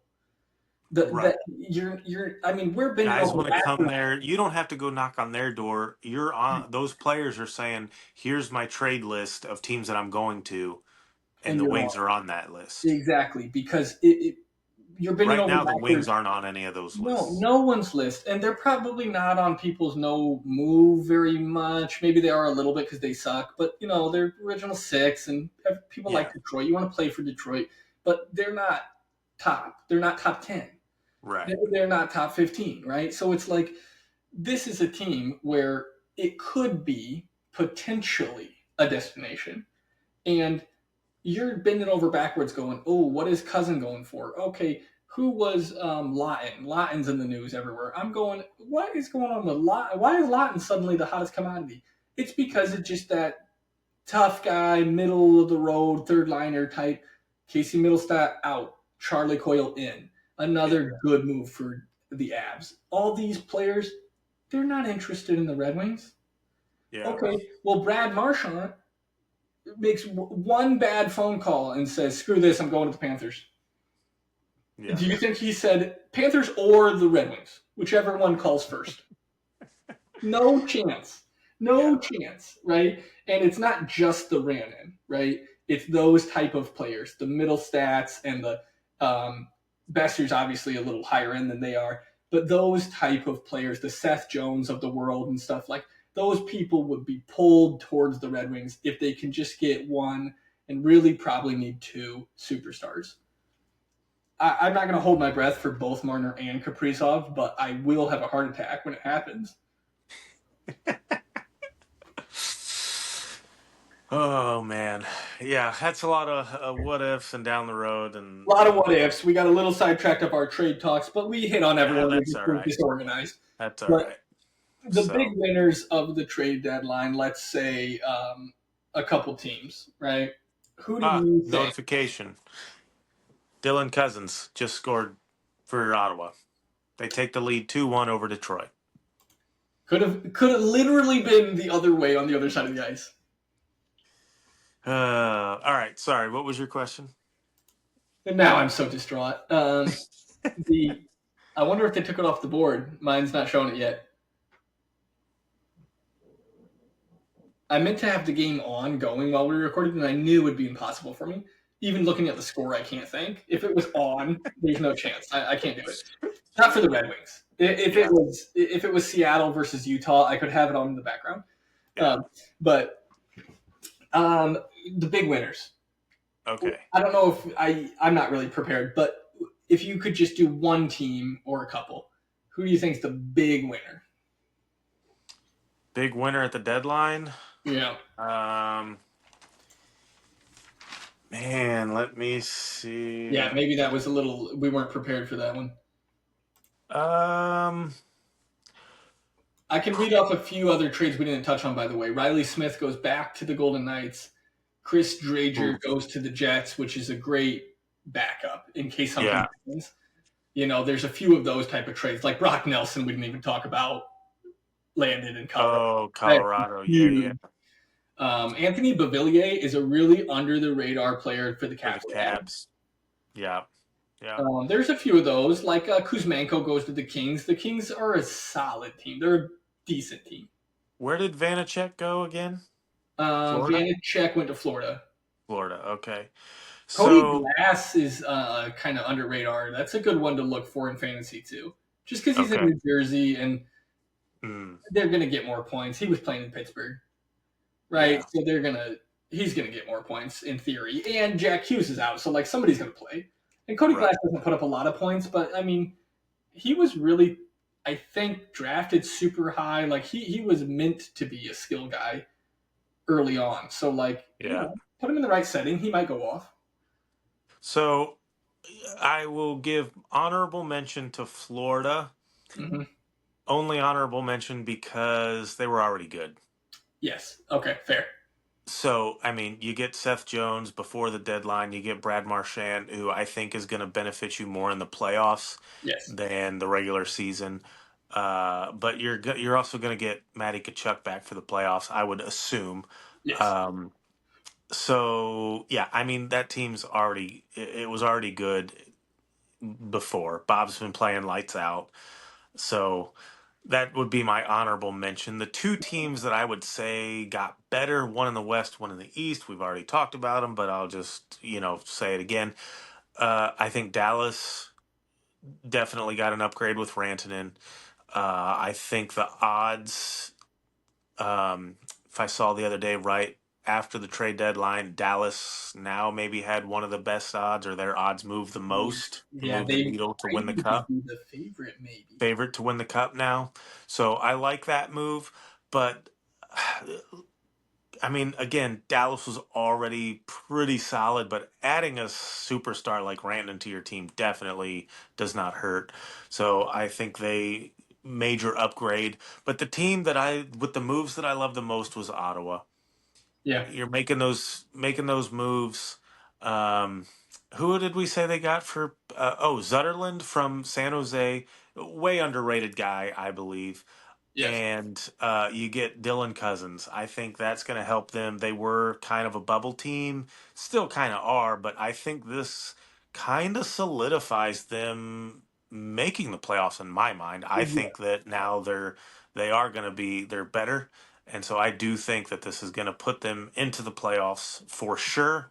Maybe they make it. If they don't make these trades, they're still a bubble team, maybe, maybe not. But with these trades, I think they did get better. They're more physical, and they're going to be a tough team to play in the playoffs too. I Yeah. mean, Yeah, they are.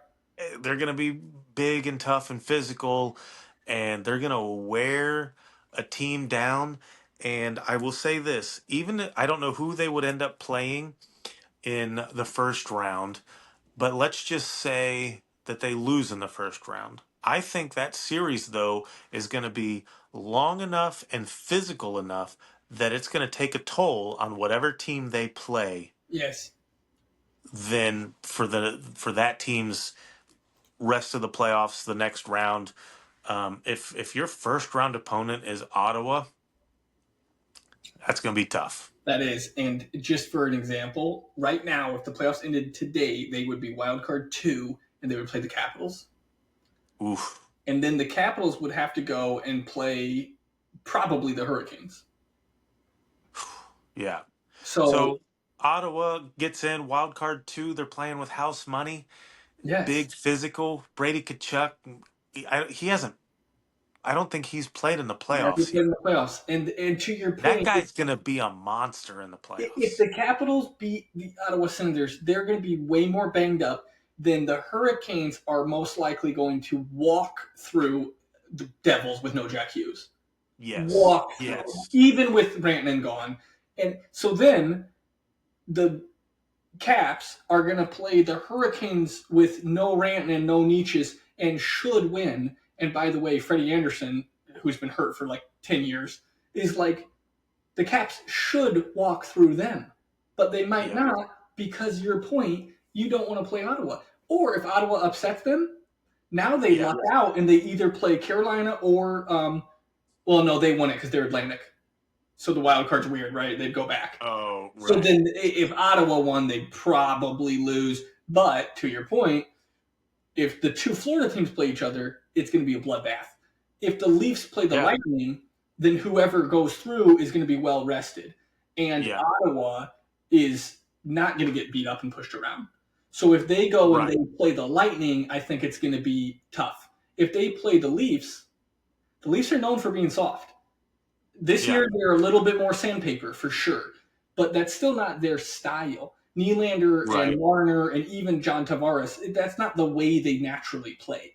Right. Sam Bennett would start a fight with you on the couch just because he's a psychopath.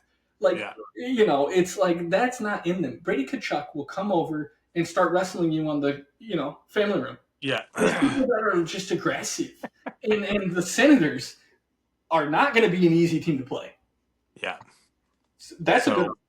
I think Senators would be my major winner just because they, I think, are going to make the playoffs now, and they're going to make some noise. Even if it's not, like I said, even if it's not winning that first round, it's going to be beating up that team that they play in the first round enough that it's going to take it out of them and make it that much harder for that team in the round after. So, who do you got? Who's your big winner? That's, Sorry, I took a couple of teams there, but no, I like it because I was debating really who's the winner. For me, I'm gonna go with the East first, and I think I'm probably going to say that it's the Lightning for me okay. Yeah. because I think that you are right where the moves for Ottawa is probably moves the needle the most. Because Yeah. I feel like the Panthers were probably already the favorite. So they add Right. Seth Jones and they add Brad Marchand and Vitek Vanacek, and it's like they just got a little better. They just shirted up a little They just bit. shirted up where like that's kind of what I've been saying where the Capitals are in first and they stay in first. So they're Yeah. not smoke and mirrors. However, if I was gambling on the Panthers or the Caps, I would pick the Panthers. So they Yeah. just made their team more solid. And that's what the Lightning did also, but I feel like the Lightning aren't as good as the Panthers at the beginning of the year. I would love to see a Caps Panthers. I just don't want it to be early round. I would love that to be East Finals, Yeah. which if they, I don't know if it can be that way with this format, but I mean, Yeah, I think so because they're in different divisions. Yeah. old format would be awesome. Uh, can you imagine a whole series of Brad Marchand, Matty Tkachuk going up against Tommy Gunn Wilson, and I mean Ovechkin just out there flying around, dude? I Oh would yeah. love it. And it's same thing, right? Ovechkin's not really super. I mean, I know he's a big hitter, but like he's a goal scorer. But Yeah. we saw when he fought what's his name in Carolina a few years back.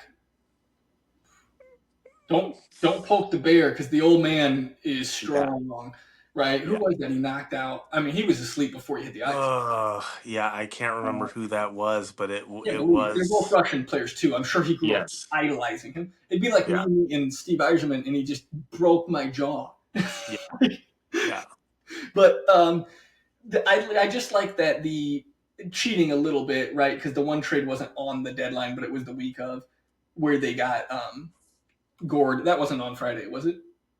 When they got Gord and no, it was March 5th. They got okay, Gord and but I Bjorkstrand mean, it was just a few days before, just a so few it was days, so it was still essentially leading to it. yeah, And so they get Gordon Bjorkstrand. I said earlier on the pod that I think it's an overpay, but I like it because they're going for it. Because yeah, I don't think anyone really considered them a cup contender anymore because they went to the final 3 years in a row. They won back to back. And then they kind of like, lost Stamkos and then they lost Sergachev. And it's like, yeah, well, look at Vasilevsky. He's not very good anymore. They got their cups. yeah, Now they're done. And they sort right, of pulled a Boston, like a 2015 type of where they said, well, hold on, we're not done yet. And just all of a sudden, it's like, dude, the way it breaks down is they could play the Leafs, beat the Leafs again, and the Panthers could have to go play Ottawa and get beat up for 5 rounds or Yeah. whatever. And then it's like, you don't know. Then now the Panthers and the Lightning are playing in round 2, and the Lightning had a way less physical match than the Panthers. The Panthers are probably one of the most physical teams in the NHL, but they don't want to have to go through Ottawa and then through the Lightning and then through whoever, the Caps probably. Like, they Right. would rather play New Jersey. They would rather play the Leafs. They would rather play even the Rangers, other than Matt Rempe. Like, there's Yeah. some softer teams that they probably want to slide through if they could pick their matches. So I just like that the Lightning are very well rounded. They get a lot of depth.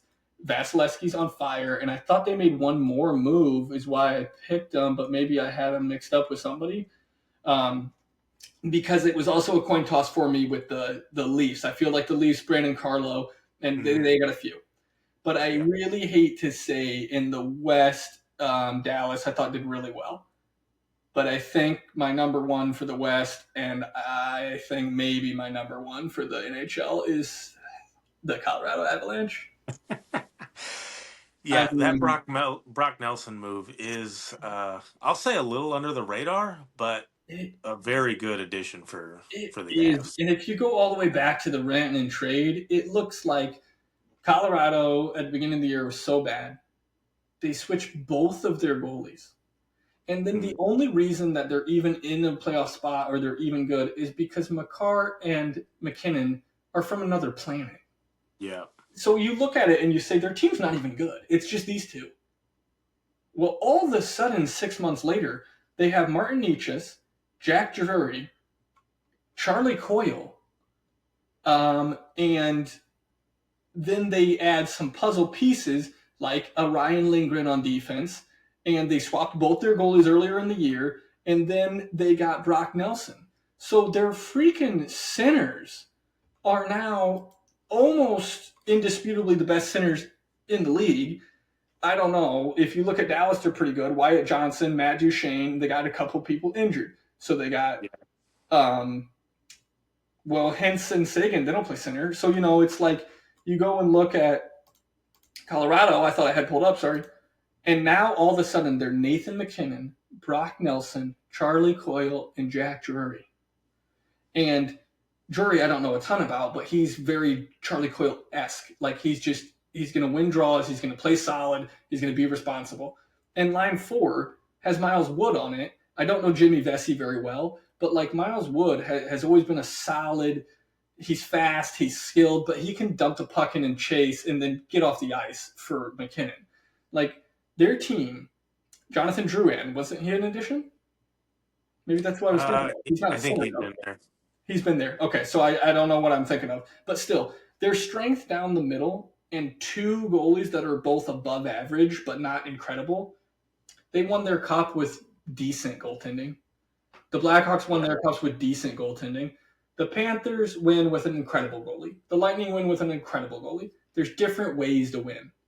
And I feel like the Avalanche are all of a sudden a contender where I don't think they were at the beginning of the year. I know most people put them as a contender because of Makar and McKinnon, but people are talking about, if Landeskog comes back. Dude, Landeskog's not coming back. That dude's it never is. playing hockey again. Like, sorry if you're a big fan or whatever, but like, the Red Wings have a better chance of getting Kirill Kaprizov and Mitch Marner and Elias Pettersson. And okay, then Yeah, he's not going to come back and play in the NHL. Just stop. yeah, Like, he might come back and coach. He's not going to come back and play. Stop it. yeah. But they're my winner, unfortunately, just because the Nelson and Coyle, and then I'll add Nietzsche and Jury and both goalies. I know they weren't all the deadline, but they weren't Oh, giving no, up you're the right though. I playoffs. mean, the moves all season long. I Yeah. mean, coming into Christmas, it was like So they weren't going to make the playoffs. It was all yeah, about the Jets. It was all about the Wild. Well, don't look now, but the Wild aren't going to make the playoffs. now they might not. And so it's like they flipped the script big time. Where Dallas, Yeah, I feel like, is more like the Panthers and the Leafs. They were already good. Vegas only made 1 or 2 moves. They were already good. The Oilers made 1 or 2 moves. They were already good. you know. Yeah. And although, Yeah. once again, the Leafs and the Oilers have no interest in searching for a goalie. No interest. I feel I like don't you care. maybe should. You maybe should have. Why wouldn't you want Vitek Vanacek or Yeah. Mrazek? Just in case. Or screw that. 2 years ago, they should have picked somebody. Tavares, Marner, somebody. They should have said, we need Shesterkin. Before he was signed, they should have gone right to him and said, pick. They make a decision. They say, we want Matthews, we want Nylander, those are our guys. Then you got to shoot somebody else. Right. Okay, then Marner's out. Marner for Shesterkin, 1-for-1. Rangers are happy. They got Marner and Panarin. Yeah. You know what I mean? And then they're the ones going and getting Mackenzie Blackwood because they don't have, you know what I mean? Like, Right. just that's a different topic. But it's like, I think that they did fine and the Leafs are dangerous, but I don't trust the goalies. I don't. I know everyone's saying that they've got no problem. Stu Skinner, no problem. Well, he's not playing that good this year. And he played good last playoffs. It's not his fault that they lost, but yeah, you got a whole bunch of moves you made that don't work. Jeff Skinner's not scoring goals, so like you can't outscore all of your problems forever. Yeah. So, anyways, I'm gonna give it to the stupid Avs. All right. Sounds good. Anything else you got on the deadline? Nope, that's all I had for tonight. So All right. We're still Team Eiserman, but it is getting a little harder for us. it's getting a little bit, yeah. And I've never been on that train. And I'm not in the room. I don't know. He could have tried for all of those players. Every single one of them, he could have been on the phone. We'll see what he does in the offseason. We'll see what he does this offseason. That'll be kind of the point for me where it's like, okay, he made some moves, did some things. I'm still on board. Or if we don't do anything, if you don't do anything, you only get worse because everyone else is getting better. We can't not do anything again. Yeah. Sorry for the double negative, but it's like, I don't know what else. I mean, and you can't. Anybody can go there and do nothing. Right. Well, it's exactly. And I think that the round one drafts have been great. That's great. That's about it, though. There's been some misses in round two, and there hasn't been current NHL ready players brought in. Yeah. Kane's done very well, I think, for all extensive persons.